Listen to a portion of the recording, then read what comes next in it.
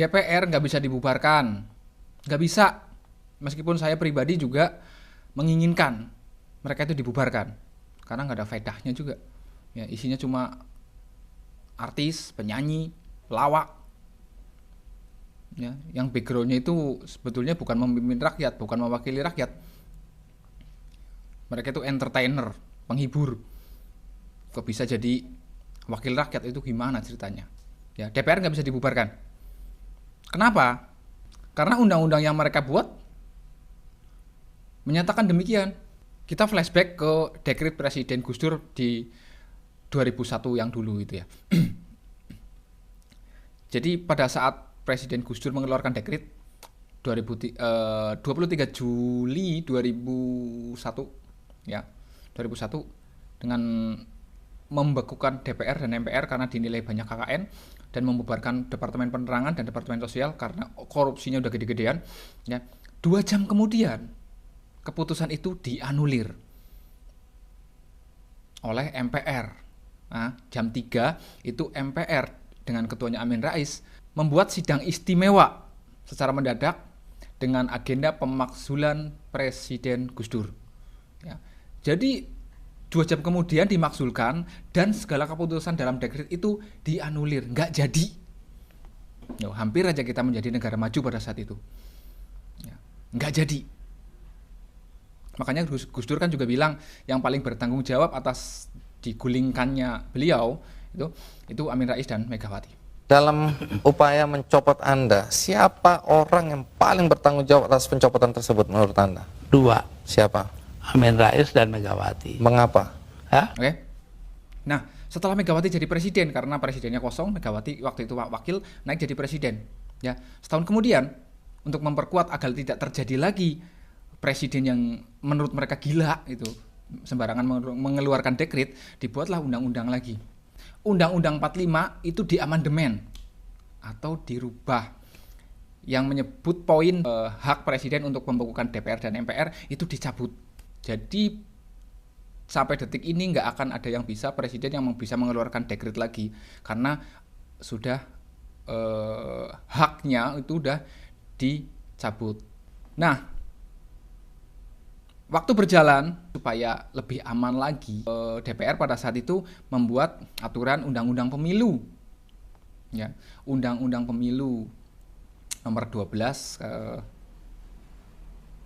tahun 2003. Ya.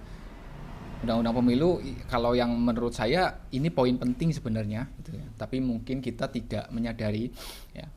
Yang menyebutkan bahwa untuk maju ke menjadi anggota legislatif itu harus menggunakan kendaraan partai.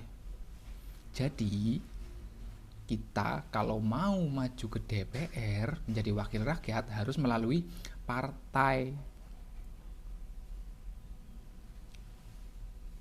Undang-Undang Pemilu beberapa kali mengalami revisi tapi tidak menghilangkan poin itu. Ya. Dalam negara demokrasi, apakah boleh maju sebagai sebagai calon independen? Ya, memang harus banget melalui partai. Enggak, banyak negara demokrasi yang bisa. Itu hanya aturan DPR aja. Ya, tinggal DPR-nya aja membuat aturan dan disahkan. Kayak India, terus Amerika, Inggris, Filipina, Australia itu bisa maju melalui jalur independen. Ya, jadi poin itu tetap ada meskipun terakhir Undang-Undang Pemilu itu direvisi, poin itu tetap ada. Ya, terakhir direvisi dan disahkan di 2017. Pada saat itu ketua DPR-nya siapa? Yaitu Setia Novanto. Yang tidak lain adalah Ketua Umum Partai Golkar. Ya, Setia Novanto dan presidennya pada saat itu Joko Widodo. Jadi, kalian kalau mau merasa terpanggil gitu ya, terpanggil pengen merubah negeri ini dengan menjadi anggota DPR ya nggak bisa pakai pakai jalur independen, nggak bisa, harus lewat partai dan tahu sendiri lewat partai. Pak Bambang Pacul kan ngomong gini, tolong dong undang-undang perampasan aset dijalanin. Republik di sini ini gampang Pak, saya ini lobbynya jangan di sini Pak, Ini Korea ini semua nurut bosnya masing-masing. Di sini boleh ngomong galah, Pak. Bambang Pacul ditelepon, Ibu Pacul berhenti, siap. Jadi sebagus apa idealismenya, sebagus apa niatan para anggota dewannya, namanya cuma anggota ya, itu hanya cuma bagus pada saat di depan kamera aja. Ya bagus, gua ditonton kayaknya membela rakyat banget, tapi pada faktanya mereka akan patuh kepada pimpinan partai di mana mereka bernaung. Tuh, udah dikunci di situ. Itulah mengapa mereka berstatement asal bunyi, nggak punya nurani. Ya bilang tolol lah, yang bilang rakyat jelata lah. Ya karena mereka tahu kita sebagai rakyat ya yang memilih dia, kita tidak punya kewenangan untuk memberhentikan mereka. Kecuali sampai akhir masa periodenya, pencoblosan ulang. Nah, sampai dia selesai bertugas, baru kalau kita mau berbenah ya pemilihan ulang. Tapi sebelum masa pemilu itu mereka pasti pencitraan lagi. Dan kita bodohnya masyarakat kita itu percaya pencitraan. Wes, sana kemari supaya dipercaya lagi, nanti dicoblos lagi. Saat pemilu ngemis-ngemis minta dicoblos oleh rakyat, begitu jadi nurutnya sama ketua partai. Bangke enggak? Kebijakan gaji anggota-anggotanya ditentukan sendiri dan disahkan sendiri. Gaji dan tunjangan 100 juta lebih, ditambah yang kemarin ribut tuh ya, tunjangan perumahan. Kemudian ada dana aspirasi 450 juta yang dikasih 5 kali dalam setahun. Jadi 2,5 bulan itu cair 450 juta. Kemudian ada dana kunjungan dapil ya 140 juta. Dikasihnya 8 kali setahun, 1,5 bulan, dapat lagi gitu. Gimana nggak kenyang perut mereka? Udah nek? Oh belum, oke. Pendapatan itu, dapatannya tidak dipotong pajak. Masih belum nek. Mereka dapat lagi pensiun, dana pensiun seumur hidup. Meskipun mereka menjabat cuma 1 periode. Kerja cuma 5 tahun, dapat pensiunnya seumur hidup. Nek dak lo? Betul aja kata Gus Dur. Tikusnya sudah menguasai lumbung. Kalau membunuh tikus kan tidak perlu membakar lumbungnya. Oh memang. Kenapa Anda bakar lumbungnya? Bukan. Karena tikusnya sudah menguasai lumbung.